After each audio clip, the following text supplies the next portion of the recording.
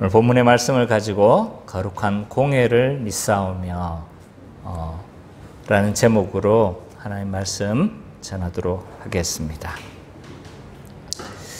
지난주는 성령 하나님에 대해서 그 성령 하나님의 신앙 고백을 마지막으로 우리가 살펴봤습니다. 그래서 성령 하나님에 대해서 세 차례에 걸쳐서 살펴봤어요. 성령 하나님의 인격, 또 성령 하나님의 사역, 그리고 지난주에는 성령 하나님과 또 우리와 어떻게 밀접하게 연관되어져 있는지, 특별히 성화적인 측면에서 우리가 좀 많이 살펴보았습니다.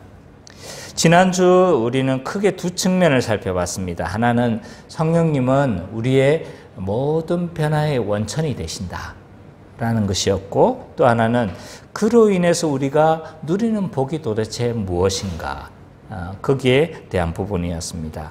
성령님은 우리 신자의 모든 변화의 원천이 되시죠. 그래서 성령님은 그리스도와 연합하게 하시고 그리스도처럼 우리를 변화시킬 뿐만 아니라, 또한 성령님은 우리가 교회로 존재하게 하세요. 그래서 우리가 되어버리는 거예요. 우리가. 전에는 나였는데 이제 우리가 되게 하셨고, 또한 성령님은 각 개인 그리스도 한 사람 한 사람마다 구원하시고 변화시키시는 이런 모든 변화의 원천이 되어지신다. 그렇지만 그 중심으로 삼아야 될 것이 도대체 뭐냐라고 했었을 때 교회적 변화였어요.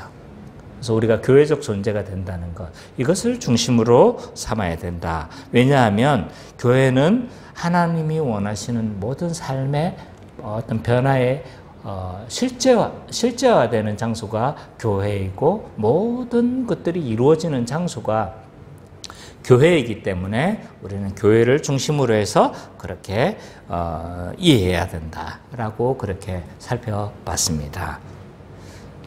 또한 성령님은 이 땅에서 모든 복을 우리가 누리게 하시죠. 우리에게 누려지는 복이 무엇인가, 크게 두 번째 측면이었죠. 그래서 이미 거룩한 존재가 되어졌지만 또한 계속해서 죄와 싸우며 거룩하게 살도록 그렇게 인도하시는 분이 성령님이라고 이야기를 했어요. 전에 우리는 죄에 대해서 무력한 존재라고 했어요. 그러면서 비유한 것이 뭐였냐면 콧들의 비유였어요. 내가 아무리 힘이 세도 안 되는 거예요. 왜? 콧뚜레가 뭐 이렇게 하라고 그러면 사단이 시켜버리면 그냥 그대로 움직일 수밖에 없는, 죄에 대해서 무력한 존재인 거예요. 근데 예수 그리스도의 십자가 사역으로 우리는 자유하게 되죠. 콧뚜레가 없어진 거예요. 거기에다 성령님께서 우리 안에 내주하시고 성령의 열매를 우리는 자연스럽게 맺을 수밖에 없는 그러한 존재가 되어졌죠. 그렇기 때문에 우리는 거룩한 존재가 되었을 뿐만 아니라 거룩의 모든 자원을 하나님께로 받고 그리스도로부터 받았을 뿐만 아니라 성령님께서 내주하심으로 말미암아 우리는 거룩의 열매, 사랑의 열매를 우리는 자연스럽게 맺을 수밖에 없는, 승리할 수밖에 없는 그런 존재다. 그럼에도 불구하고 우리는 콧뚜레가 꿰 있는 것처럼 그렇게 오해하면서 그렇게 살아가는 경우들이 참 많다고 그렇게 이야기를 했죠. 또한 성령님은 능력을 주세요. 능력을 주심으로 말미암아 사명을 감당하게 하세요. 구약시대 때부터 하나님 능력을 주셨어요. 다윗, 솔로몬, 많은 믿음의 인물들에게 능력을 주셨고, 또한 신약시대에서도 큰 능력으로 우리에게 주시죠. 그 능력이 뭐냐면 은사예요. 은사를 통해서 주의 일들과 주의 사명을 감당할 수 있도록 은혜를 부어주신다. 그리고 성령님은 우리가 하나 되게 하시고 우리가 되게 하실 뿐만 아니라 우리를 인도하시는 분이시다 하는 거였죠. 그래서 성령님은 우리를 인도하심으로, 특별히 말씀으로 인도하심으로 말미암아 십자가의 길로 그렇게 인도하시는 분이 성령님이시다. 그래서 우리가 그리스도의 모든 복에 동참할 뿐만 아니라 그렇게 살아갈 수 있도록, 그 복을 계속 복의 삶을 살아갈 수 있도록 그렇게 이끌어 가시는 분이 성령님이시다. 이런 부분을 우리가 많이 좀 살펴봤습니다. 자, 오늘은 성령 하나님의 사역의 결과로 탄생한 교회에 대해서 우리가 좀 살펴보도록 하겠습니다. 자, 사도신경은요, 거룩한 공회를 믿사오며 라고 그렇게 이야기를 하고 있어요. 교회를 믿음의 내용으로 그렇게 제시를 하고 있는 거예요. 교회를 믿는 거예요. 이 표현들이 굉장히 우리에게는 어색해요. 교회를 믿는다? 교회를 뭘 믿는 거지? 이 표현 자체가 굉장히 어색하고 교회를 믿는다고 하면 우리는 적잖게 당황해야 할 수밖에 없습니다. 그러나 분명하게 사도신경은요, 교회를 믿는다고 신앙 고백하고 있는 거예요. 왜 우리는 교회를 믿는다고 생각하지 못할까? 왜 교회를 믿는다고 생각하지 못할까요? 매주 신앙 고백하는 거예요. 우리는 매주 사도신경을 고백하면서 거룩한 공회를 믿사오며 라고 이렇게 신앙 고백함에도 불구하고 왜 우리는 교회를 믿는다고 생각을 못하는 것일까? 아마 사도신경을 충실하게 교회 안에 가르치지 않았을 거예요. 그래서 무엇을 믿는지, 어떻게 믿는다는 게 도대체 무엇인지에 대해서 충실하게 우리가 배우지 못했기 때문이기도 할 거예요. 그러나 더 본질적인 것은 아마도 개인주의 신앙 때문인 것 같아요. 왜 우리는 교회적 자아로 생각하지 못하고 정말 많이 강조하죠, 그죠? 매주 설교에 내가 이게 빠진 적이 없어요. 왜 우리는 교회적 자아로 생각하지 못하고 개인주의적으로 신앙생활을 한다고 생각하며 이것을 고착화하고 있을까? 왜 우리는 개인주의 신앙이 뼛속 깊이 우리에게 자리 잡고 있는 것일까? 이 문제에 대해서 잘 지적하고 있는 오늘날 굉장히 이 문제들에 대해서 예리하게 분석하시고 계시는 분들이 많이 좀 계세요. 그 중에 이제 대표적이라고 할 수 있는 분이 낸시 피어시라는 분이에요. 낸시 피어시는 기독교 철학자 프란시스 세퍼의 좀 이렇게 그분으로부터 많은 영향을 받았죠. 낸시 피어시라는 분과 또 데이비드 웰스라는 분이 이 부분들에 대해서 잘 좀 분석하고 어떻게 우리가 이런 지금 현재의 상황 가운데 우리가 지금 처해 있는가라는 것들을 각각의 다른 측면으로 이야기를 해요. 낸시 피어시는 약간 철학적인 측면으로 접근을 하고 있고 데이비드 웰스라는 분은 약간 사회학적으로 이 부분들을 좀 접근하고 있죠. 그 중에 이 낸시 피어시의 진단에 의하면요, 왜 우리가 교회적 자아로 인식하지 못하고 개인적 자아로 우리가 이렇게 개인적 신앙으로 왜 변하게 되어졌는가라고 했었을 때, 이분은요, 그 시작은 미국의 제2차 부흥운동으로부터 시작됐다라고 지적을 해요. 미국과 우리가 무슨 상관이 있냐 하면, 왜냐하면 우리는 미국제 복음을 그대로 이식받았거든요. 그래서 사실은 많이 연관되어져 있어요. 제2차 부흥운동부터 이 시점이 시작되어졌다라고 이야기를 하는데, 그 이전까지는요, 종교개혁 이후에 영향을 많이 받아서 교회적 신앙생활을 굉장히 중요시 여겼어요.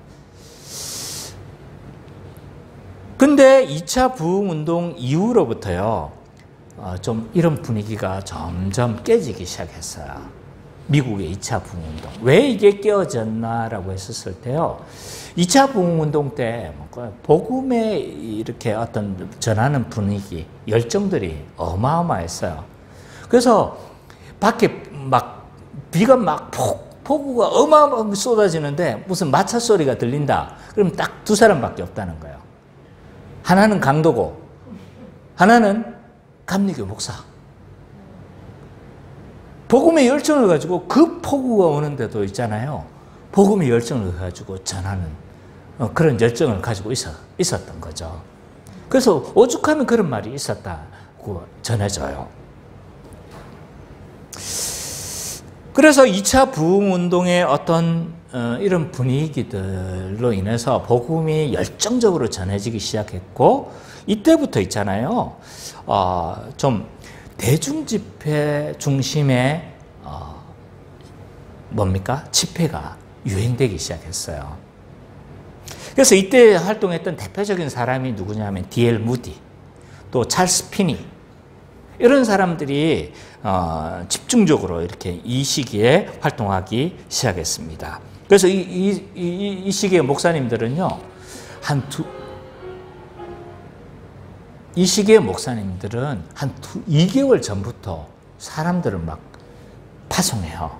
그래서 거기에 먼저 그 지역에 집회를 할 지역에 있잖아요. 사람들을 막 대규모의 사람들을 보내요.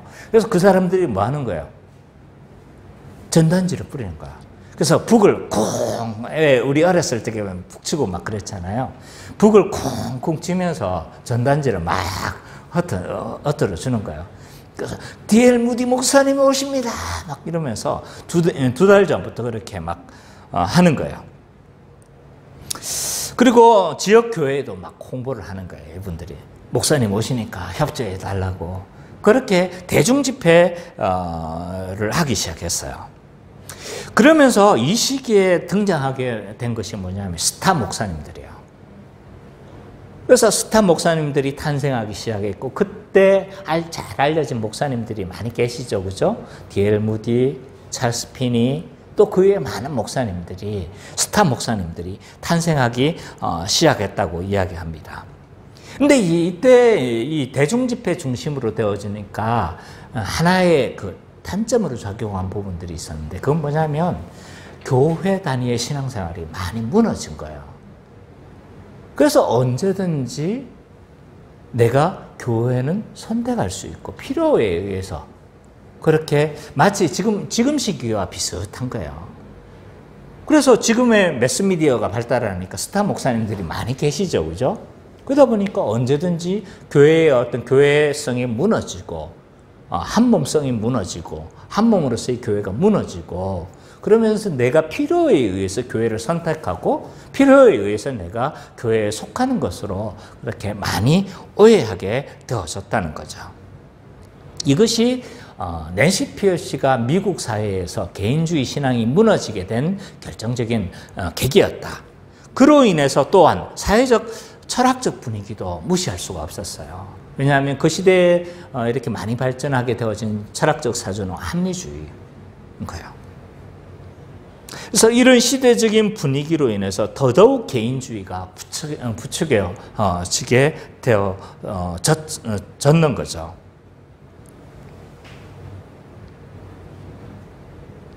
이런 여러 가지 사회적 분위기는요, 신앙생활은 개인이 하는 것이라고 생각을 했어요.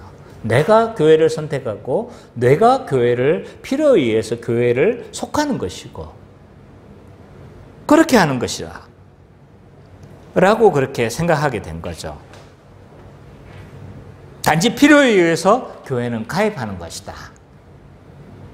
오늘날 이런 생각을 가지고 있는 분들이 의외로 많이 있어요.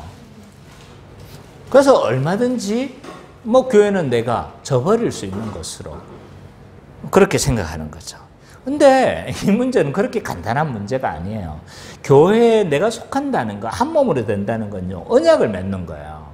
그래서 특별한 경우 외에는 우리가 이 언약을 깰 수가 없는 거예요.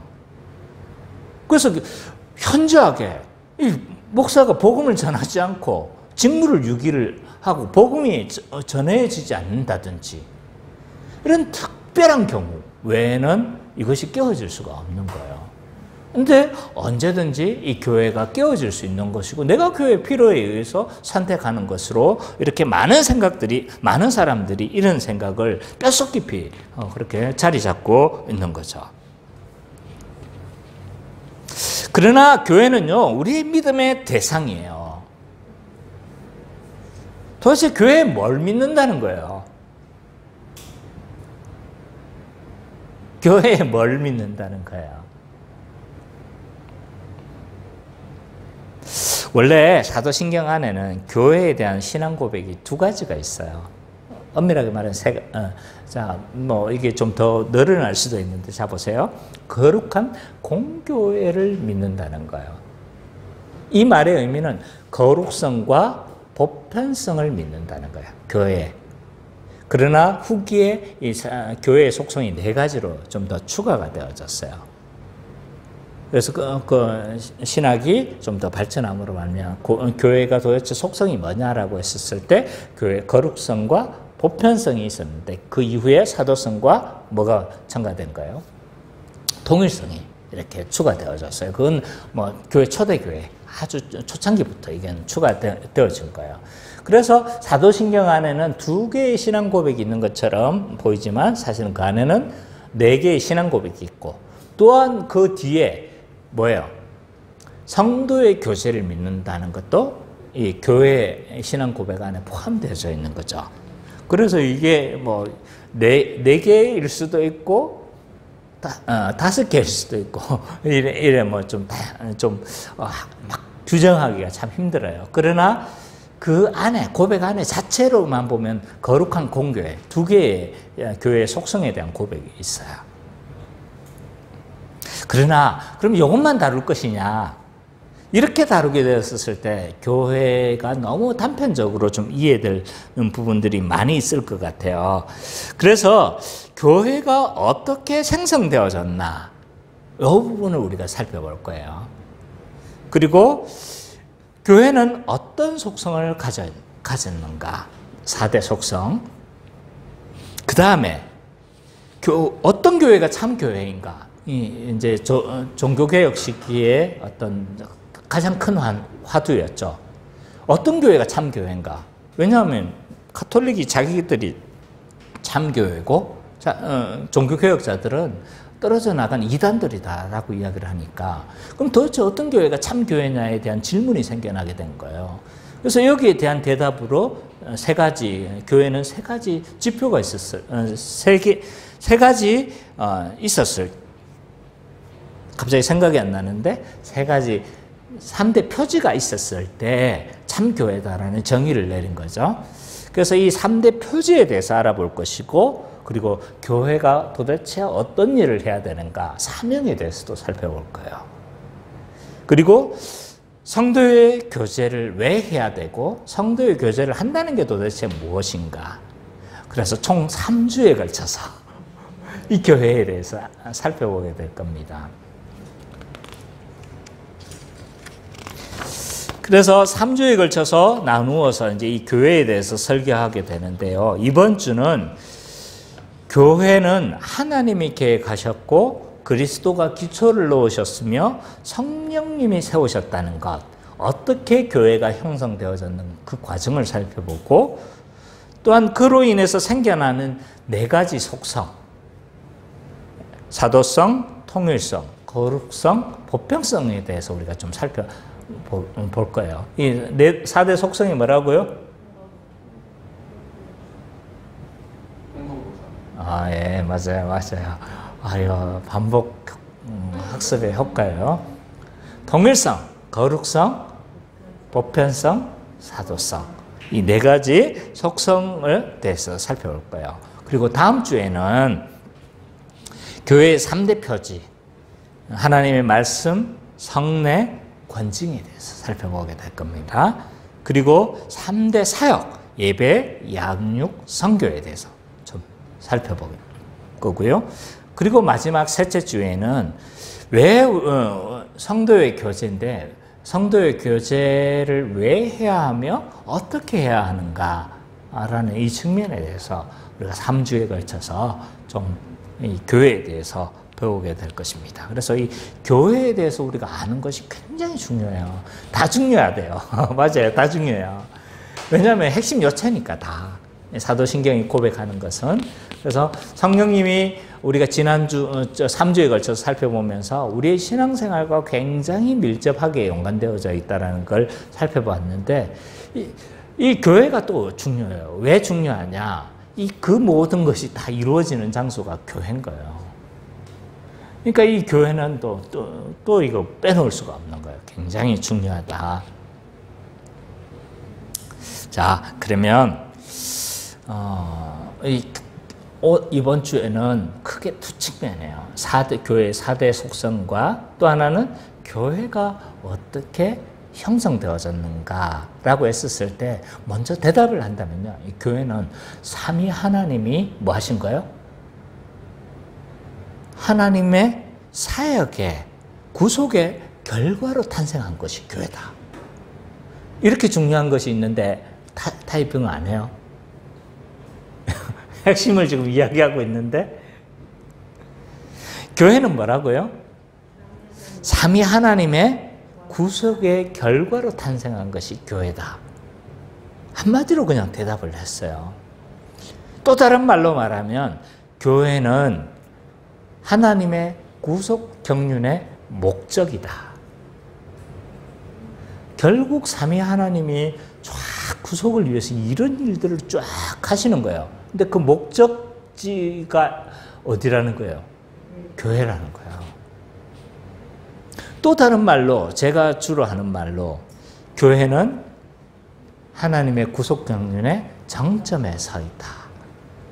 뭐 이런 다양한 표현으로 하는 거예요.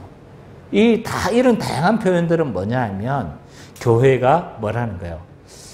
구속의 목적이라는 거예요. 그래서 이 삼위 하나님이 이렇게 몇천 년 동안 일하시는데 뭘 만드시기 위해서? 교회를 탄생시키기 위해서 그렇게 하시는 거예요. 이 생각만 하면요. 교회가 정말 영광스럽구나. 이런 생각들을 할 수밖에 없어요. 물론 아무 생각 없는 분도 계세요. 아무 생각 없는 분도 계시지만 하나님의 구속 경륜을 조금이라도 안다면 이거는요 어마어마한 거예요. 자, 그러면 삼위 하나님이 구속 경륜을 위해서 어떤 일을 하셨는가 우리가 좀 살펴봐야 되겠죠. 그 구속 경륜을 보여주고 있는 게 에베소서 1장이에요. 내가 에베소서 1장을 자꾸 언급하잖아요. 1장에서 장대한 하나님의 그 구속 경륜을 정말 뭡니까? 함축된 언어로 표현하고 있는 것이 1장에서 우리가 읽었던 그 내용들이에요. 에베소서 1장 3절부터 6절을 한번 읽어보죠. 하나님이 구속 경륜을 위해서 하신 일들이 뭔가? 자, 우리 은찬 형제가 읽어주세요. 1장 3절에서 6절.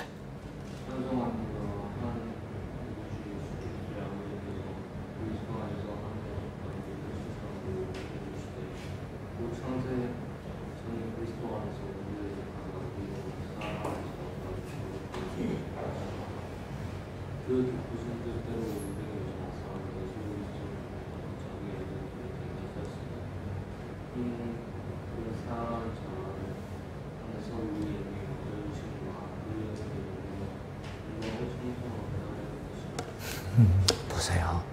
삼위 하나님이 구속 경륜을 위해서 어떤 일을 하셨는가를 설명하는데요. 찬송하리로다 라고 하면서 하나님 구속 경륜을 먼저 찬양을 해요. 그리고 마지막도 뭐예요? 찬송하게 하려 함이라 라고 이야기를 해요.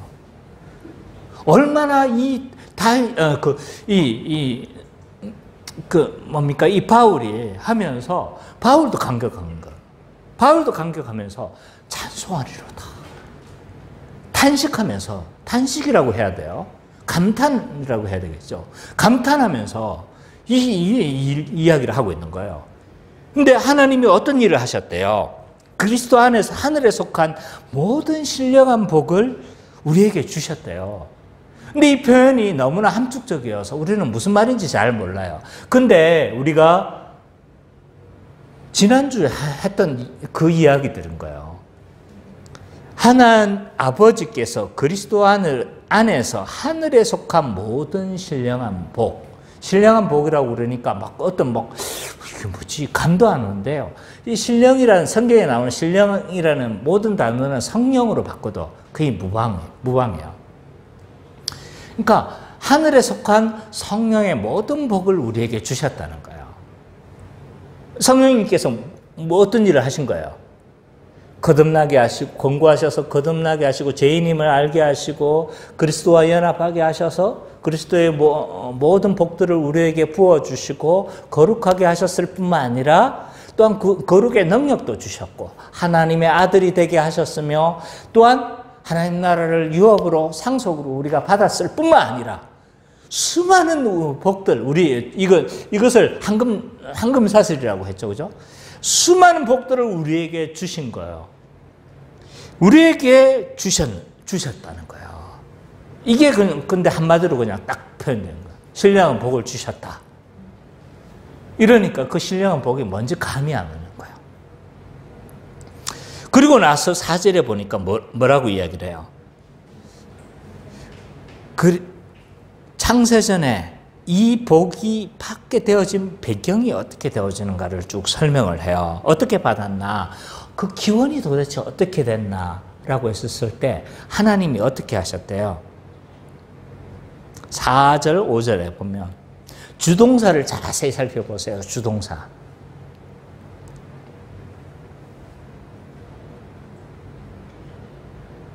쭉 많은 그것들이 있지만 주동사가 뭔 거예요? 택하시고 애정하사. 예, 하나님이 주권적으로 우리를 택하시고 하나님이 주권적으로 우리를 예정하신 거예요. 이 말의 의미는 뭐냐면 우리가 공로가 하나도 없다는 거예요. 하나님 전적으로 우리를 택하셨고 전적으로 예정하셨다는 거예요. 우리의 공로가 하나도 없다. 자, 내년에 총선을 우리가 많이 앞두고 있어요. 맞죠? 그래서 지금 막 각 대선 캠프가 장난 아니에요. 막 그냥 같은 진영 안에서도 완전히 물어뜯고 난리예요, 지금. 총선을 앞두고 이제 각 대선 후보들이 캠프를 차리기 시작했어요. 뭐 이재명 캠프, 이낙연 캠프, 또 저 윤석열 캠프, 뭐 수많은 캠프들이 지금 했어요. 근데 지금 이제 그 밑에 국회의원들이나 모든 정치인들이 헤쳐모여 시작한 거예요. 누구 라인으로 이제 들어가는 거예요. 그래서 이낙연 캠프에 들어가는 사람이 있고 또 이재명 캠프로 들어가는 그 제일 유력한 사람들 밑으로 사람들이 제일 많이 모이겠죠, 그죠? 그럼 지금 헤쳐모여 한 거예요.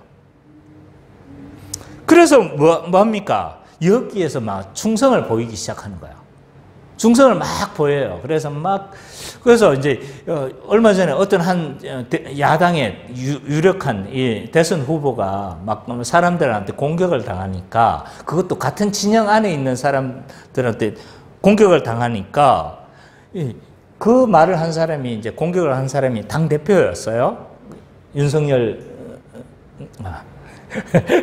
이름을 말해버렸네. 어쨌든 그 같은 당 안에서 서로 설전이 벌어진 거예요. 근데 문제는 뭐냐면 요 밑에 속해 있는 사람들이 해처모에 그 뒤에 줄 섰던 사람이 당 대표를 향해서 막 공격을 해요. 탄핵을 시켜야 된다. 이런 일이 막 벌어지고 있는 거예요. 그래서 과잉 충성을 보이는 거예요. 그래서 어떤 사람이 공격을 해도 공격을 하지 못하도록 주변에서 막 디펜스 해주는 거예요. 왜 그러는 거예요, 도대체? 왜 그럴까요? 왜 이 사람들이 해쳐모여 하면서 줄을 서가지고 지금 막 이렇게 과잉 충성을 하고 있을까요?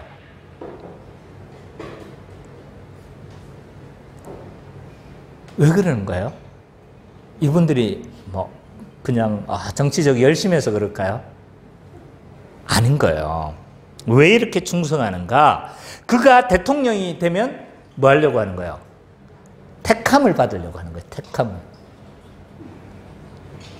장관이라든지 아니면 요직, 뭐 국정원장, 뭐 이런 요직들에 자기들이 택함을 받아서 신겨지기를 원하는 거죠.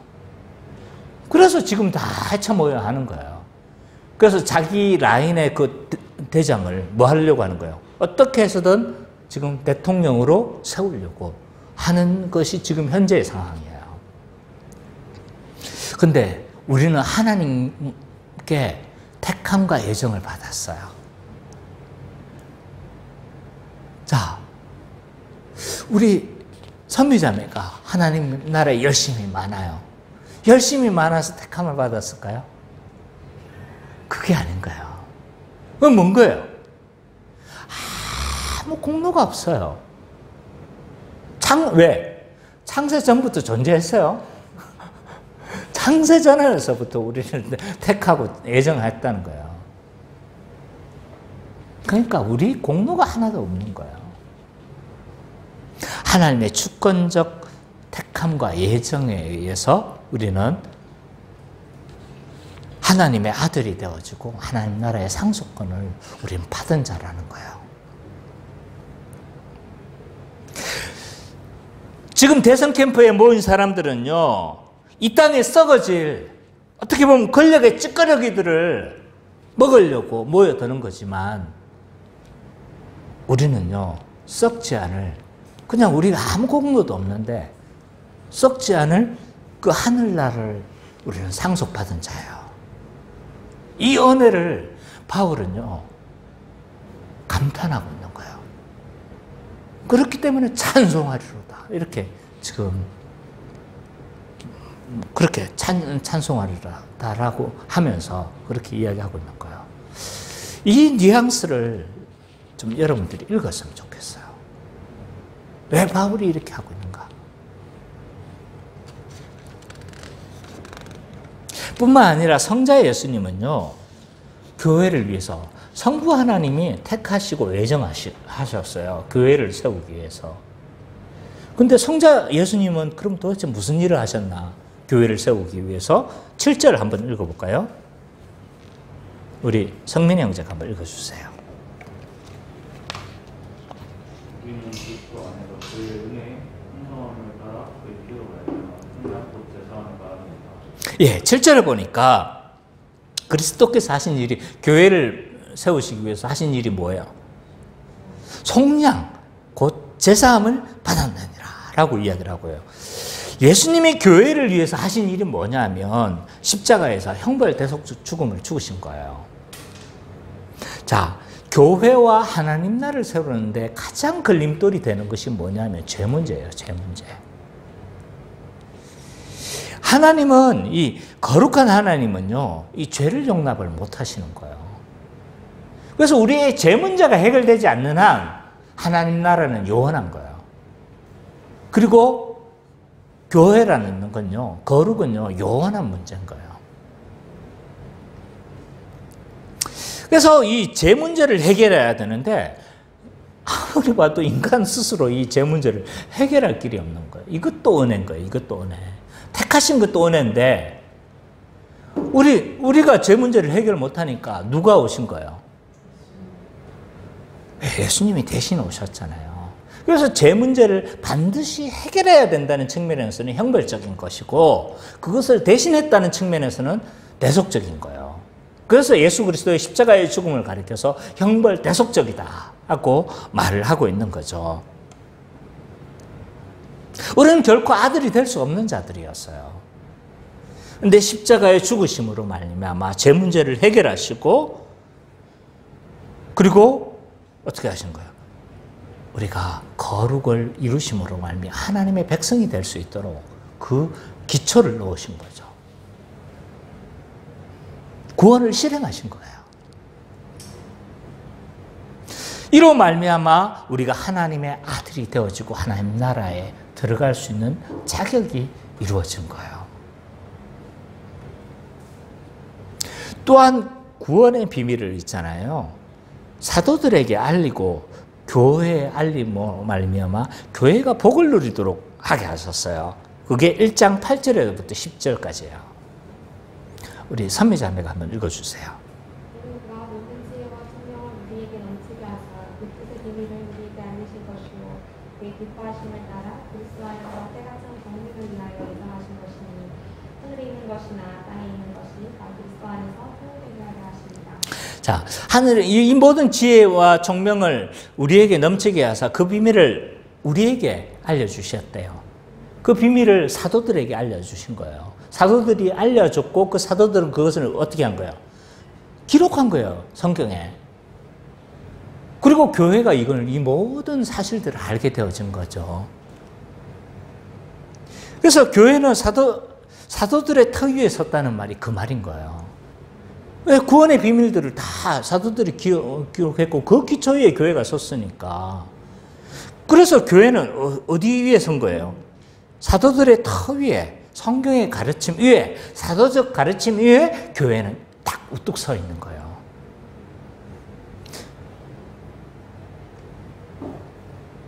그 구원의 비밀을 밝혀주신 이유가 뭐래요? 10절 하반부에 보면 그리스도 안에서 통일되게 하려 하십니다. 그 목적이 만물을 통일하려 하는 것이 목적이래요. 그럼 이렇게 비밀을 알게 하고 이 모든 것들을 알게 하고 복을 누리게 한 그 모든 것들을 알게 한 이유가 만물을 통일되게 하려 함이라면 만물이 통일된다는 게 뭔지를 알아야 돼요. 이게 중요한 거예요. 만물을 통일시킨다는 게 도대체 뭘까요? 오래돼서 까먹었죠. 이 만물 통일된다는 게 뭐예요? 한마디로 말해서 있잖아요. 원래 태초에 하나님께서 창조하셨을 때 모든 피조물들에게 또는 인간들에게 누리게 하려고 했던 복인 거예요. 그 복이 뭐예요? 하나님 나라잖아요. 하나님 나라. 통일은 한마디로 있잖아요. 회복되는 거예요. 어디로 회복인 거예요? 하나님 나라로 회복하는 거예요. 원래 하나님께서 의도하셨던 세상은요, 하나님 나라였어요.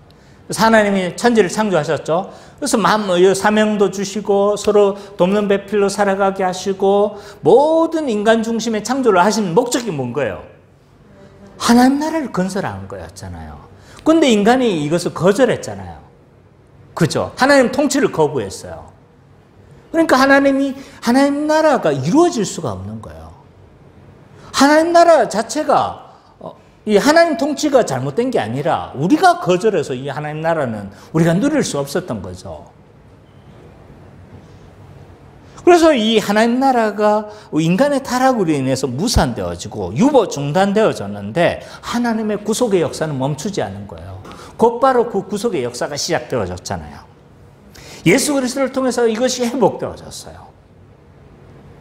이것을 자세히 설명해야 되겠지만 이렇게 정말 간단하게 설명을 했어요. 그래서 교회는요, 하나님 나라의 첫 열매라고 할 수 있는 거예요. 하나님 나라를 미리 맛보게 하셨어요. 이 하나님 나라는요, 미리 맛보고 있지만 완성되어진 건 아니에요. 예수 그리스도께서 재림하시면 이 하나님 나라는 완전한 하나님 나라로 이루어지고 우리는 그 완전한 하나님 나라를 맛보게 되어질 겁니다. 그래서 우리가 진짜 하나님 나라를 이 땅에서 미리 맛보는 것만도 정말 이렇게 좋은데, 근데 그 이루어질 하나님 나라는 어떨까에 대한 소망을 누리게 되는 거죠.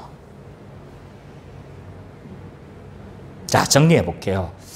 예수 그리스도의 십자가의 죽음으로 말미암아 구원의 토대가 어떻게 된 거예요? 형성되어졌죠. 근데 이런 구속의 비밀을 사도들에게 알린 거예요. 사도들은 그 구속의 비밀을 어떻게? 성경으로 기록하고 성령의 감동하심을 따라서, 그리고 이 계시된 복음을 믿는 자는 어떻게 되는 거예요? 성령을 보내주셔서 교회가 되게 하시는 거예요. 이 비밀을 통해서 의도하신 건 뭐예요? 만물의 통일인 거예요. 하나님 나라의 회복인 거예요. 따라서 교회는 만물이 통일되는 장소고 맛보는 곳이고 실제화되어지는 곳이다 라고 또 설명할 수도 있는 거겠죠. 자, 이렇게 성부 하나님이 계획하시고 선택하시고 예정하셨을 뿐만 아니라 예수 그리스도께서 십자가의 죽으심으로 말미암아 속량하심으로 말미암아 그 구속의 토대를 마련하셨고, 또는 이런 구속의 비밀을 사도들에게 알려주셔서 성령의 감동을 받아서 기록하게 하셨고 하나님 나라가 교회가 탄생했잖아요. 근데 성령 하나님은 도대체 어떤 일을 하시는 거예요? 교회를 위해서 어떤 일을 하시는가? 그것이 1장 13절에서 14절이에요. 우리 자매가 좀 읽어주세요.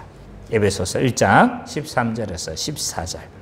그 안에서 너희도 진리의 말씀 곧 너희의 구원의 복음을 듣고 그 안에서 또한 믿어 약속의 성령을 인치심을 받았으니 이는 우리 기업의 보증이 되사 그 얻으신 것을 성령하시고 그의 영광을 찬송하게 하려 하시니라. 예. 성령님께서 어떤 일을 하셨는가? 계시되어진 복음을 어떻게 하는 거예요? 믿게 하시고, 복음을 믿는 자들은 성령을 보내주셔서 뭐가 되게 하시는 거예요? 교회가 되게 하시는 거예요. 하나가 되게 하시는 거죠. 이처럼 교회는요, 성부 하나님은 교회가 되게 하기 위해서 택하신, 정리해 볼게요. 성부 하나님은 교회를 위해서 택하시고, 애정하셨고, 성자 예수님은요, 실행하셨는데 그 실행하심이 십자가의 죽으심으로 말미암아 교회가 이루어질 수 있는 토대를 마련하신 거예요. 성령님은요, 이 계시되어진 복음을 어떻게 하는 거예요? 믿게 하셔서 교회가 되게 하시고 하나가 되게 하신 것이 성령 하나님의 사역인 거예요. 왜 이처럼 복잡한 과정을 통해서 교회를 설명하는가라고 했었을 때 교회는 삼위 하나님의 사역의 결과다.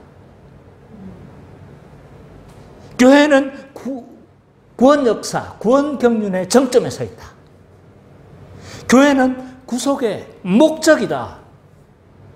이런 다양한 표현들을 설명하기 위해서 지금 이걸 쭉 이야기를 하고 있는 거예요. 결국 사도 바울도 있잖아요. 이 이야기를 하고 싶었던 거예요. 교회가 이런 은혜를 받았다라는 거예요.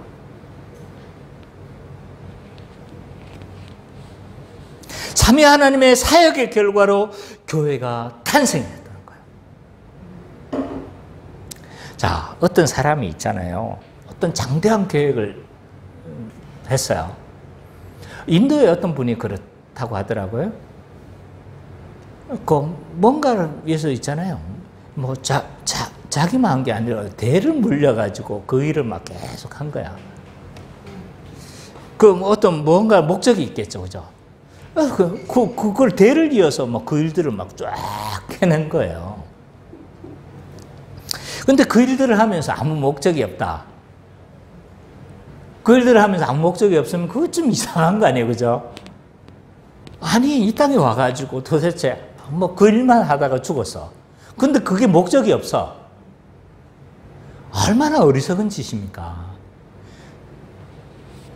자, 삼위 하나님은요, 이 구속의 교회를 이루시기 위해서 몇천 년 동안 사역을 하세요. 당장 하실 수 없어서 그렇게 하신 게 아닌 거예요. 근데 인간을 이끌어가기 위해서 몇천 년 동안 사용하시는 거예요.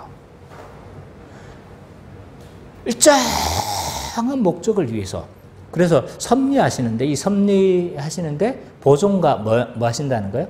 통치하신다고 했죠. 이 통치는 일정한 목적으로 이끌어가는데 그 목적이 뭐라는 거예요? 하나님 나라를, 교회를 이루시기 위해서 일들을 하시는 거예요. 도대체 교회를 그냥 탄생만 시키려고요? 이거는 너무 어리석잖아요, 그죠? 교회를 통해서 하나님은 구원 역사를 이 교회를 통해서 엄청난 일을 계획하고 계시는 거예요. 그렇겠죠, 그죠? 삼위 하나님, 결국 하시는 일들, 교회가 탄생했어. 하셨는데, 그럼 이 교회를 통해서 하나님이 얼마나 큰 섭리를 지금 기대하고 계시는 거예요. 그죠?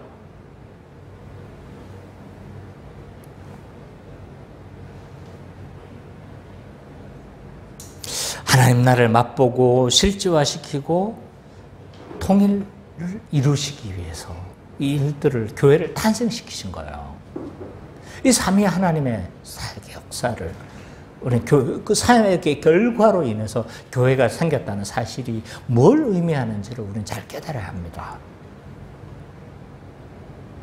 그래서 우리는 그렇기 때문에 교회를 가볍게 여기지 말아야 돼요.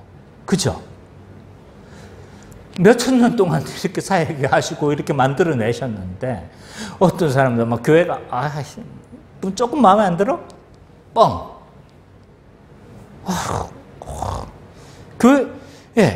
이 가볍게 여기는 건요, 하나님의 구속의 역사를 가볍게 여기는 거예요. 그러면 교회를 가볍게 여긴다는 게 도대체 뭘까요? 그것은 교회적 삶을 가볍게 여긴다는 거예요. 교회를 가볍게 여긴다는 건요, 물론 교회를 자주 옮기고 뭐 이런 것도 가볍게 여기는 거죠. 그렇지만 교회를 가볍게 여긴다는 건 교회적 삶을 가볍게 여기는 거예요. 교회적 삶이 뭐예요? 우리가 한 몸으로서 서로 사랑하는 거죠. 그죠? 그리고 은사를 내어주는 것에 있어서도 가볍게 여겨요. 그리고 우리가 한 몸으로 살아가기 위해서 우리가 11조를 하는 거잖아요. 이런 걸 가볍게 여기는 거죠. 또 우리가 한 몸으로 살아가기 위해서 여러 가지 일들을 하잖아요. 양육을 받아요. 진리로 하나 되기 위해서. 나는 안 배울래요. 나 지금 피곤한데 나 좀 잘래요. 이런 것들이 뭐예요? 교회적 삶을 가볍게 여기는 거예요. 그래서 가장 우리가 중요한 건 진리로 하나 되는 일들에 열심을 내야 돼요. 두 눈을 똑바로 떠야 되는 거죠. 그래서 어떤 방식으로든 내가 그냥 말로나 이런 방식으로 가볍게 여기지 않았다 할지라도 교회적 삶을 가볍게 여긴다면 그것은요, 하나님의 구속 역사를 가볍게 여기는 거예요. 한 몸임을 믿고 지금까지 그래왔던 것처럼 우리는 한 몸으로 뭐 해야 돼요? 열심히 살아가야 돼요. 진리로 하나 되는 일에 힘써야 돼요.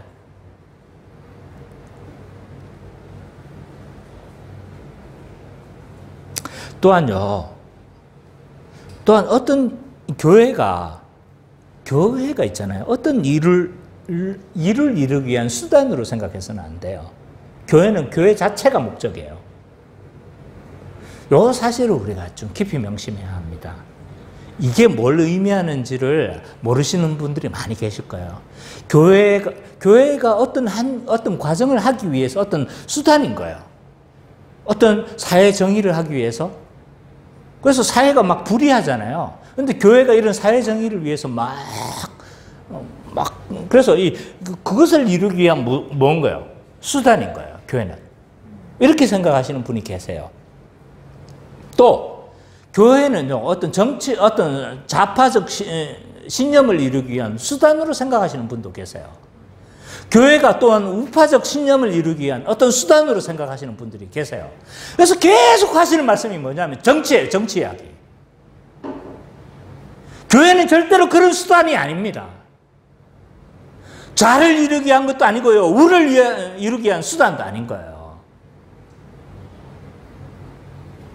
교회가 또 굶고 여러 가지 사회복지적 사각지대를 이루는 많은 사람들이 있잖아요. 물론 해야 돼요. 우리가 해야 되는 거예요. 해야 되는 일들이지만 그것을 위한 목적을 위한 것은 아니라는 거예요. 교회는 교회 자체로 목적인 거예요. 교회 자체의 목적이 뭔 거예요? 한 몸으로 서로 사랑하면서 살아가는 것. 서로 도면배필로 그렇게 살아가는 것. 은사를 발휘함으로 말미암아 교회가 풍성하게 이루어지게 하는 것. 진리로 하나 되게 하는 것. 이것으로 인해서 하나님 나라가 왔음을 그렇게 현시하는 거예요. 그것 자체가 목적인 거예요. 오해해서는 안 돼요. 그래서 하나님 주신 이 교회를 통해서 주신 복을 그대로 누리려고 하는 것이 우리의 가장 기본적인 태도예요. 그래서 교회를 통해서 무언가를 이루려고 하고 교회를 통해서 무언가를 좀 어떤 신념을 이루려고 하는 어떤 토대가 되어서는 안 된다는 거예요. 우리가 해야 할 일은요, 교회적 복을 누리는 거예요, 그냥.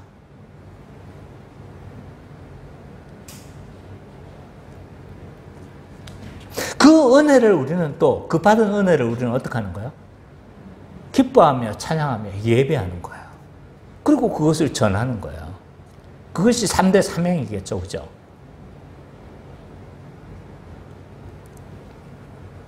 그래서 3대 사명은 다음 주에 배우게 될 겁니다.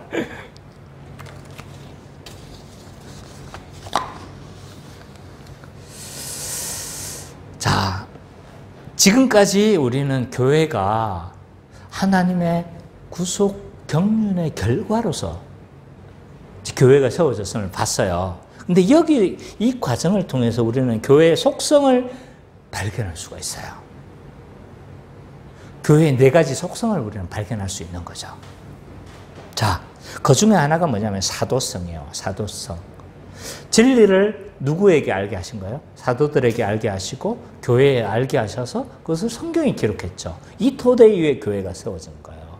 그렇기 때문에 교회는요, 정말 중요한 것 중에 하나는 사도성이에요. 사도성. 사도적 가르침 위에 교회는 세워져야 돼요.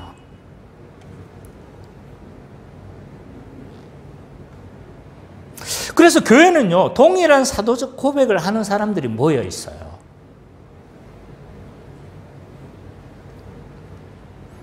어떤 신앙 고백을 하는 거예요? 예수님이 주이시고 그리스도시고 또 하나님의 아들이시고 구원자 예수이심을 아는 것. 그렇게 그리고 믿음으로만 구원을 얻는다는 이 신앙 고백을 하는 사람들이 가장 간략하게 말한 거예요. 이런 신앙 고백을 한 사람들이 모여 있는 곳이 교회인 거예요. 이 사도들의 정언은요, 성경을 통해서 보존되어졌어요. 이처럼 교회는요, 사도적 신앙 고백 위에 세워졌어요. 그래서 교회의 사도 속성 중에 가장 중요한 속성이 다 중요해요. 그러나 가장 중요한 것은 사도성이에요. 사도성. 이 사도성을 가볍게 여기기 때문에 교회의 모든 문제들이 생겨나요. 자, 통계에 의하면 교회 분쟁이 있잖아요. 10개 중에 한 교회가 지금 분쟁에 휩싸여 있어요. 왜냐하면 지금 있잖아요. 지금 법원에서 지금 교회와 관련된 분쟁의 건수를 생각해보고 그 건수를 해보니까 비율이 있잖아요. 지금 10분의 1인 거예요. 그러면 10교회 중에 한 교회가 지금 분쟁에 휩싸여 있다고. 물론 뭐 한 교회에서 여러 건에 뭐 그거 올릴 수도 있겠지만 어쨌든 통계적으로 보면 10교회 중에 한 교회가 지금 분쟁에 휩싸여 있다는 거예요.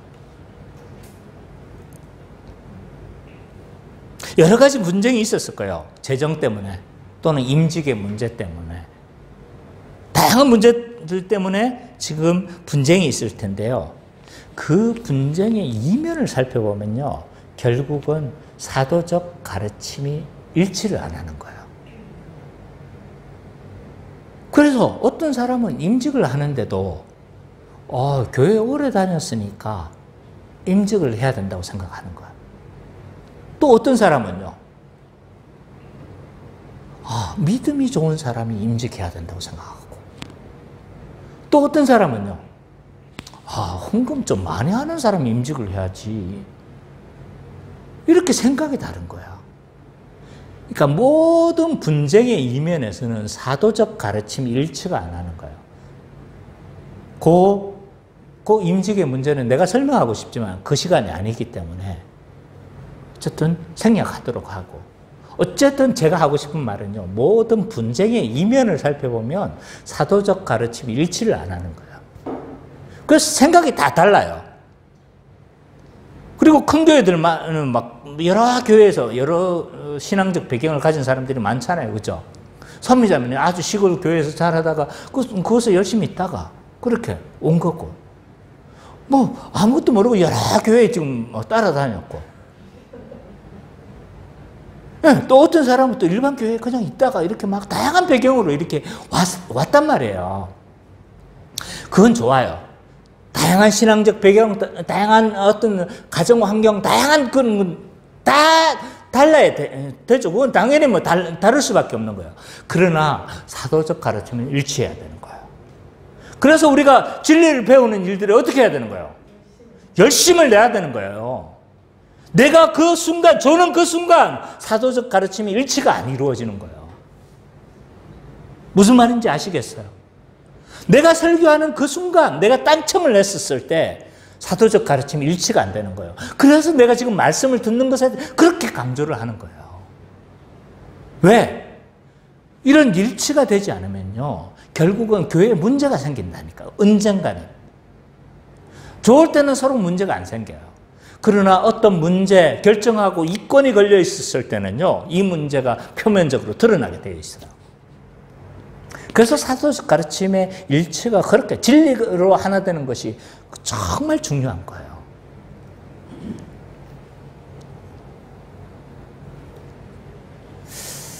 그래서 교회는요, 막연한 체험 위주라든지 행사 위주로 교회가 세워져서는 안 돼요.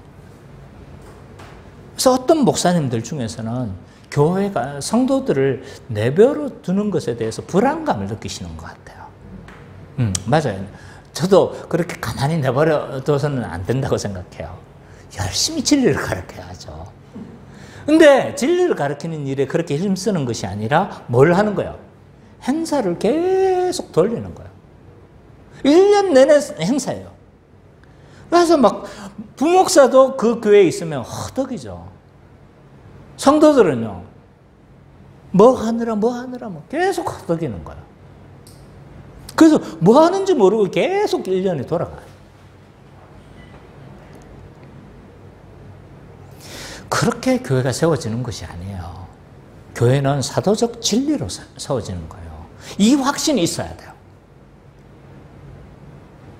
교회가 교회다워지는 것, 사도적 진리가 풍성하게 가르쳐지고 그것이 하나가 되어졌을 때 교회는 어떻게 되는 거예요? 교회답게 만들어지는 거예요. 그래서 목사는요, 복음을 누구보다도 풍성하게 가르칠 수 있어야 돼요. 그래서 목사는 배우러 가야 된다니까요. 그래서 9월달 PTS 갈 거예요, 또. 풍성하게, 자세하게 가르칠 수 있어야 돼요.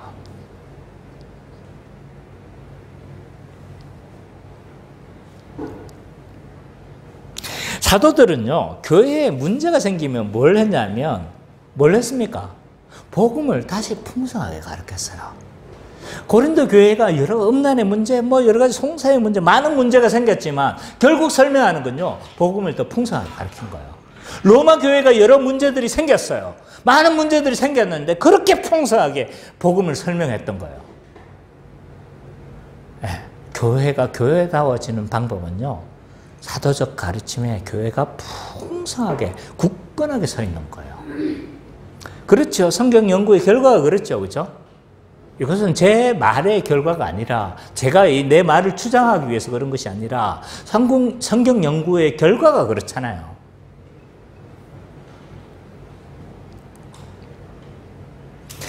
모든 해결책이 복음에 있고, 모든 해결책이 말씀에 있고, 모든 우리의 문제의 해결점이 복음에 있다는 걸 우리는 믿어야 돼요.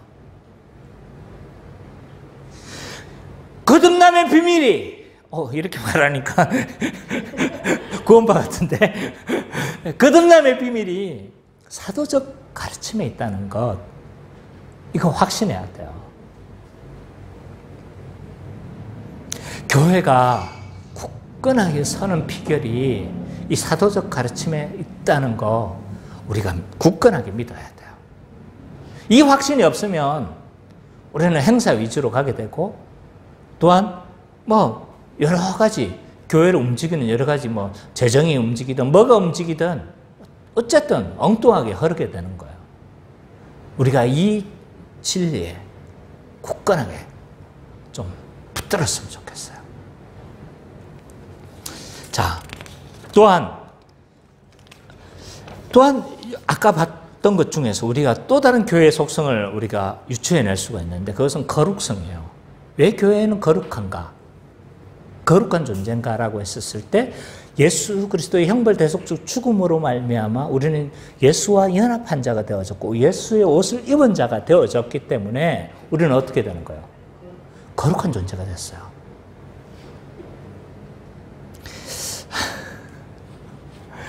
자, 그래서 교회의 4대 속성 중에 하나는요, 거룩성이에요. 거룩성.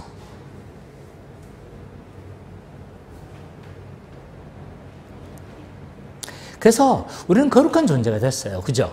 이건 너무 많은 말을 했기 때문에 더 이상 말이 필요가 없어요. 근데 이 거룩하게 된 우리는요, 거룩하게 살 수 있는 모든 자원을 우리가 다 받았어요. 그런 거 한번 볼까요? 베드로 후서 1장 3절.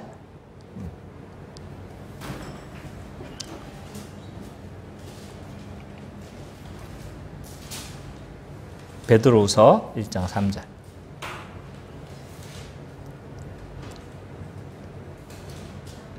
(1장 3절) 한번 같이 읽어봅시다. 중요한 구절이니까 시작. 모든 것을 우리에게 주셨으니 이는 자기의 영광과 더불어서 우리를 부르신 이를 알므로 말미암음이라. 그의 신기한 능력을 우리가 다 받았다고 그랬죠. 생명과 속한 모든 것을 우리에게 주셨대요. 그러니까 그리스도의 모든 것을 우리는 다 받았고 거룩하게 살 수 있는 능력까지 우리는 받은 거예요. 그래서 청교도의 존 오웬은 이렇게 이야기를 했습니다. 띄워주십시오.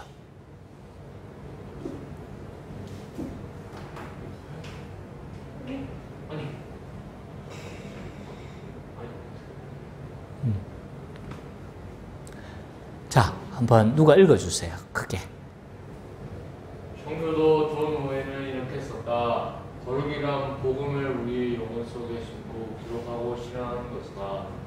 그리스도께서 그분을 교회 안에서 찾으시는 것은 복음이 약속하고 제공하는 것이다. 거룩한 성은 그리스도가 없을 때에 자신의 일와 분노함을 깊이 하여 자신을 더 주님께 의탁하고 세상과 육신의 마귀에 대한 사역 싸우기 위하여 성령의 능력과 지혜와 성경의 안위를 구하는 믿음의 삶이다. 그것은 외롭고 쓸쓸한 투쟁이 아니다. 그리스도께서는 그 몸의 구체적인 성령을 보내어 서로서로 돕게 하시기 때문이다. 심지어 고난도 기쁨으로 견딜 수 있다. 이는 그리스도인이 그의 손을 잡고 이끄시는 예수그리스도의 발자취를 따라서 걷고 있기 때문이다. 거룩에서 성장한다는 것은 사람에서 성장한다는 것이다. 그 사람은 곧 우리 마음을 보고 사랑을 알고 주의 선하심을 맛보는 사랑과 감사합니다. 이게 말을 되게 어렵게 썼어요. 옛날 사람들이 다 그래요. 보면 말이 막 너무 복잡하고 막 그런데 근데 결국은 이 말의 내용을 잘 살펴보면요, 우리의 복음, 거룩의 능력들이라든지 거룩하게 삶을 사는 어떤 자원들이 무엇인지를 다 나와 있어요. 믿음으로 우리가 거룩하게 복음을 붙드는 것, 또한 교회를 주셔서 서로 사랑하게 하는 것, 다 있어요. 내가 말했던 수많은 그 성화의 여러 가지 것들에 대해서 다 이야기를 하고 있거든요. 모든 자원을 우리는 다 받았어요. 그래서 우리가 거룩을 위해서 해야 하는 일은 뭐냐면 은혜를 받게 하는 은혜의 방편 있잖아요. 은혜의 방편을 부지런히 사용하는 거예요. 은혜의 방편이 뭡니까? 은혜의 방편이 뭐예요? 말씀, 성례, 기도. 그러니까 복음을 계속 상기하는 것밖에 없다는 거예요. 말씀을 통해서 어떻게 하는 거예요? 말씀을 계속 읽으면 우리가 우리의 죄를 깨닫게 하세요. 또한 어떻게 되는 거예요? 돌아서게 하고 믿음을 더 견고하게 하고 또한 거룩을 열망하게 하고, 이 말씀들을 읽을 때 우리가 계속 부지런히 읽고 묵상하고 하면요, 이런 능력들을 우리에게 부어주시는 거예요. 거룩을 열망하게 할 뿐만 아니라 믿음을 더 견고하게 하고 또 우리의 마음을 새롭게 하고 죄를 깨닫게 하고, 죄를 깨달았으면 또 돌아서게 하는 능력도 주시고, 이게 이제 믿음의 방편들을 은혜의 방편들을 사용하는 거죠. 또 성례. 성례를 통해서 성찬이나 세례를 통해서 뭘 하는 거예요? 형벌 대속적 죽음을 더욱 뭐하게 하는 거예요? 선명하게 하는 거죠. 선명하게 할 뿐만 아니라 그 능력을, 은혜의 능력을 우리에게 주세요. 그래서 말씀과 성례, 또 기도, 우리가 간구함을 통해서 하나님이 일하시죠. 우리가 주기도 먼저 기도를 할 때 하나님 그 기도를 통해서 일하세요. 그러니까 우리가 할 수 있는 이런 은혜의 방편들을 가지고 뭐 하는 거예요? 거룩의 삶을 우리는 살아가는 거예요. 우리는 그래서 말씀 열심히 하고 뭐 혼자 하래요? 같이 하자고 그랬잖아요. 같이 할 수 있는 교회도 주셨잖아요. 혼자 하면 되게 외롭고 힘들 텐데 같이 할 지체까지 주셔서. 성례 혼자 해요? 아니잖아요. 그냥 참여하면 되잖아요. 그리고 목사와 장로는요, 성도들을 말씀을 잘 가르치도록 지도해야 돼요. 그래서 이 거룩함을 유지하도록 하게 해야 돼요. 그래서 어떨 때는 책망하고, 어떨 때는 다 이러고, 어떨 때는 설득하고, 그렇게 하는 거예요. 그리고 불순종하고 말씀을 순종하지 않고 말씀을 막아서거나 이런 자들은 어떻게 하는 거예요? 권증하는 거예요. 치리하는 거예요.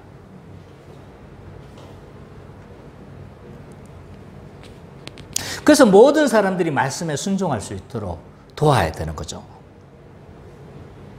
무엇보다도 목사는요, 책임감 있게 풍성한 복음을 누릴 수 있도록 노력해야 돼요.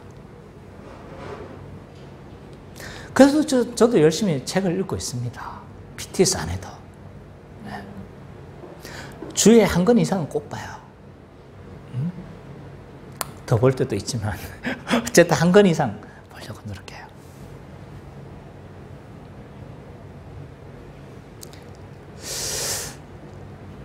또한 우리는 한 몸으로 살아감으로써 있잖아요. 서로 사랑해야 돼요. 그래서 거룩을 이루어야 돼요. 거룩의 핵심은요, 뭐 안 하는 것이 아니라 뭘 하는 거예요? 뭘 하는 거예요. 뭐? 사랑하는 거예요. 사랑하는 거. 사랑하는 것이 거룩이다. 그래서 내가 거룩한 사람이 되고 싶다. 더 거룩을 열망한다. 그럼 더 사랑하세요. 그냥. 뭐 안 하려고 하지 마시고 더 사랑하세요. 그게 더 거룩한 거예요. 거룩함의 본질은요, 우리가 하나님을 닮아가는 거예요. 하나님은 사랑의 본체시잖아요.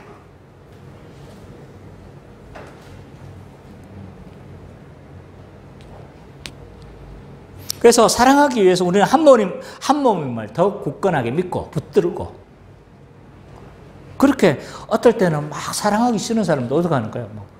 우리가 한 몸이지. 그렇게 믿고 우리가 그렇게 또 살아가는 거죠. 무엇보다도 성령님이 우리를 사랑하게 하신다. 성령의 9가지 열매를 통해서 사랑하게 하신다. 또 여기에서 우리는 또 있잖아요. 보편성도 찾을 수가 있어요. 보편성이란 뭡니까? 교회의 보편성이란 뭐예요? 죄송해요. 조금 길어질 것 같아요. 이게 너무 많은 분량을 제가 좀 한 주 안에 하려고 하다 보니까 한 5분만 더 주세요. 예. 그래서 보편성이란 뭐냐면 어떠한 이유로도 차별받지 않고 동일한 시민권으로서 가진 백성인 거예요. 그래서 우리가 한 몸이 되어졌다. 한 교회의 일원이 되어졌다. 정회원이 되어졌다는 건요, 서로 차별받지 않는다는 거예요. 그래서 이것은 정회원을 전제로 하는 거예요. 무슨 말인지 아시겠죠? 그래서 내가 교회에 지금 출석한다고 해가지고 이건 동일한 보편성을, 그건 아니에요. 한 정회원이 되어졌을 때의 보편성이에요.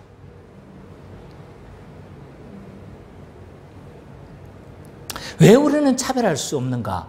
왜냐하면 우리는 하나님으로부터 동일한 시민권을 받았어요. 한 세 사람이 됐어요. 그리고 우리가 만물의 주가 그리스도신데 그 충만함에서 어느 누구도 배제될 수 없어요. 그렇잖아요. 그죠? 그리스도가 주로 통치하시고 우리가 한 몸으로서 지금 살아가고 있는데 여기서 배제될 수 있나요? 없어요. 어느 누구도. 그렇기 때문에 우리는 여러 가지 이유로 인해서 차별받을 수가 없는 거예요. 남자와 여자라서 차별돼서는 안 되는 거죠. 그리고 돈이 많고 적음으로 인해서 차별당해서는 안 되는 거예요. 또 나이가 물론 예의라는 것은 있어요. 나이가 많고 적음으로 인해서 차별당해서는 안 된다는 거죠.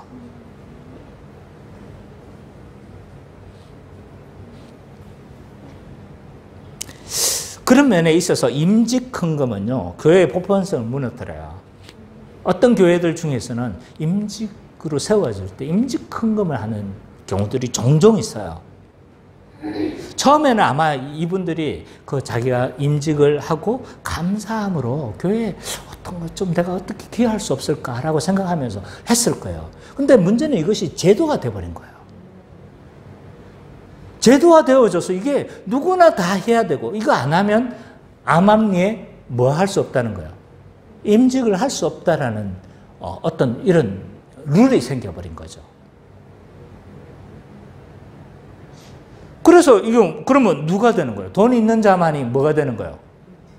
임직하게 되고 돈 없는 사람. 그래서 돈 있는 사람이 교회에 다녀. 돈이 그래도 있어야 교회에 다닌다. 어른들 뭐 가끔씩 그런 이야기를 하시잖아요.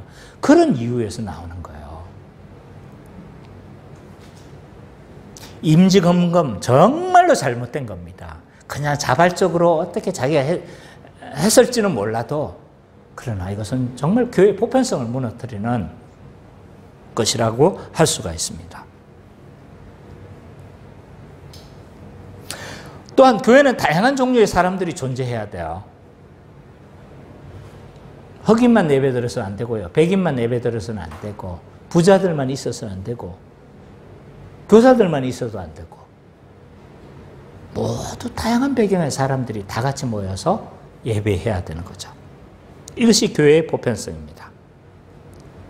또 다른 교회의 속성이 있는데 그것은 마지막 통일성이에요. 통일성. 통일성이라는 것은 그리스도 안에서 하나이며 하나로 살아가는 거예요. 그래서 교회는 하나됨을 힘써 지키는 일을 가장 먼저 해야 할 일입니다. 왜 우리는 하나로 살아가야 되는가? 성령께서 하나 되게 하셨어요. 그리스도와 연합된 우리는요, 한 세 사람이고 한 몸이며 한 가족인 거예요. 그래서 교회는 존재 자체가 있잖아요. 교회적 존재예요. 교회적 존재. 나로서 존재하는 것이 아니에요. 이제 교회인 거예요. 교회. 그래서 집단적 자아로 생각해야 돼요. 그러면 우리는 어떻게 통일성을 이루면서 살아가는가라고 했었을 때 통일성은 사도성의 근거에서 성취가 되었어요. 그래서 통일을 이루는데 으쌰 이게 아닌 거야. 사도적 진리로 하나가 되는 거예요. 이 사도성의 중심은요, 예수 십자가의 복음이죠. 이 복음을 알면요, 통일성이 안 이루어질 수가 없어요. 자, 보세요. 십자가를 믿는 자가 한없이 겸손해질 수밖에 없어요. 왜? 십자가를 알면요, 내가 이 받은 은혜가 뭐라는 걸 아는 거예요. 은혜로 받은 걸 아는 거예요. 그럼 내가 은혜로 이 자리에 있었고, 내가 은혜로 구원받았고, 내가 은혜로 이 하나님 나라의 유업을 얻은 자라는 걸 안다면요, 겸손하지 않을 수가 없어요. 십자가의 복음을 아는 사람은요, 용서의 삶을 만들어내요. 왜? 내가 용서받은 자니까. 1만 달란트 받은 자니까. 100데나리온 빚진 자를 우리는 뭐 할 수밖에 없는 거예요? 용서할 수밖에 없는 거예요. 십자가의 복음을 알면요, 사랑하게 만들어요. 그래서 이 십자가의 복음, 사도성에 우리는 근거할 수밖에 없어요. 진리로 하나 되는 것이지만 그 진리는요, 우리를 하나로 만들어요. 그래서 사도적 복음이 그렇게 중요한 거예요. 자, 지금까지 우리는 교회가 어떤 존재인지에 대해서 살펴봤어요. 교회는 삼위 하나님의 사역의 결과로 생겨났기 때문에 교회는 그 하나님의 구속 경륜의 목적지다. 최종 정점에 서 있다. 종착지다. 그리고 이런 과정에서 우리는 교회의 속성을 유추해 볼 수가 있다. 사도성을 가진다. 왜? 교회는 사도적 가르침 위에 세워졌기 때문에. 또 거룩성을 가진다. 왜냐하면 예수 그리스도의 대속적 은혜를 받은 자이기 때문에, 예수 그리스도의 의의 옷을 입은 자이기 때문에 거룩성을 가진다. 교회는 보편성을 가진다. 왜냐하면 우리는 동일한 시민권을 가졌기 때문이다. 교회는 통일성을 가진다. 우리는 한 몸, 한 성전, 한 가족이 되어졌기 때문에 통일적인 존재다. 그래서 이 사도 속성이 교회의 네 가지 속성이라고 할 수가 있습니다. 따라서 교회는 하나님의 영광스러운 구원 역사의 결과이기 때문에 교회를 비난하거나 가볍게 여기거나 그렇게 해서는 안 돼요. 교회적 삶에 대해서 무시를 하거나 난 좀 피곤한데 이래서는 안 돼요. 오늘날 교회들을 보면요, 문제가 많이 있어요. 우리 교회의 문제일 수도 있고 다른 교회의 문제일 수도 있고, 교회를 깊이 바라보면요, 우리는 실망할 수밖에 없어요. 한국 대형 교회들이 유행처럼 자기 자식들한테 다 물려주고 있어요. 그죠? 이런 거 보면 정말 실망스러워요. 저도 실망스러워요. 내가 존경했던 그 사람들이 다 물려주고 그러니까 실망스럽단 말이에요. 또한 큰 교회만 그런가? 작은 교회들은요, 계속 지금 성직 매매를 하고 있어요. 큰 교회는 차마 성직 매매를 못해. 왜냐하면 보는 눈이 너무 많기 때문에. 작은 교회들은요, 성직 매매를 하고 있어요. 이 성직 매매라는 것이 뭐냐면, 이게 왜 심각하고 이게 암암리에 계속 이루어지고 있냐면, 아무도 손해보는 사람이 없어.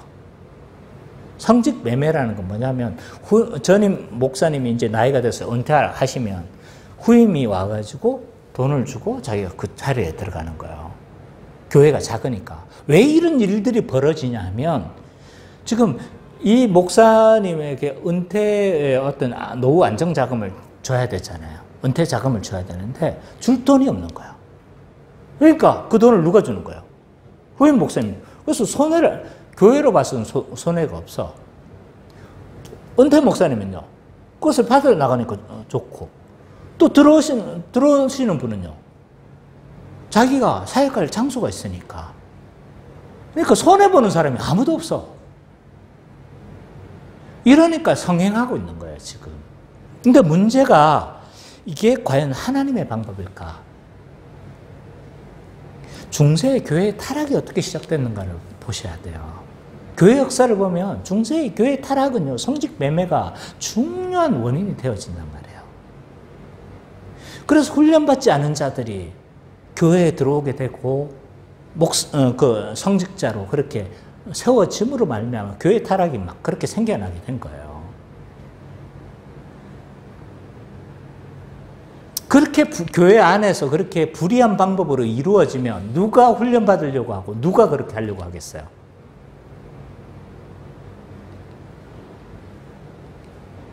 그것은 하나님의 방법이 아니에요.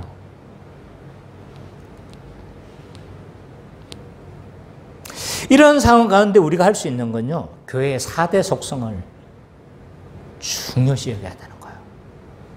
교회의 거룩성을 지키고, 교회의 사도적 가르침을 끝까지 붙들고, 또한 교회의 통일성을 믿으면서 하나로 살아가고, 또 하나가 빠졌는데, 교회의 보편성을 하지만 우리가 서로 차별하지 않고 그렇게 살아갈 때, 그때 어떻게 되었습니까?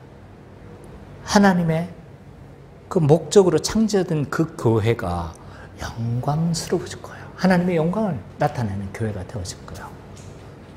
이런 교회가 우리가 되었으면 좋겠습니다. 그런 의미에서 우리가 이 4대 속성을 정말 믿음으로 굳건하게 그래서 그렇게 살아가는 우리 기쁨의 교회 모든 성도님 되시기를 간절히 축원합니다.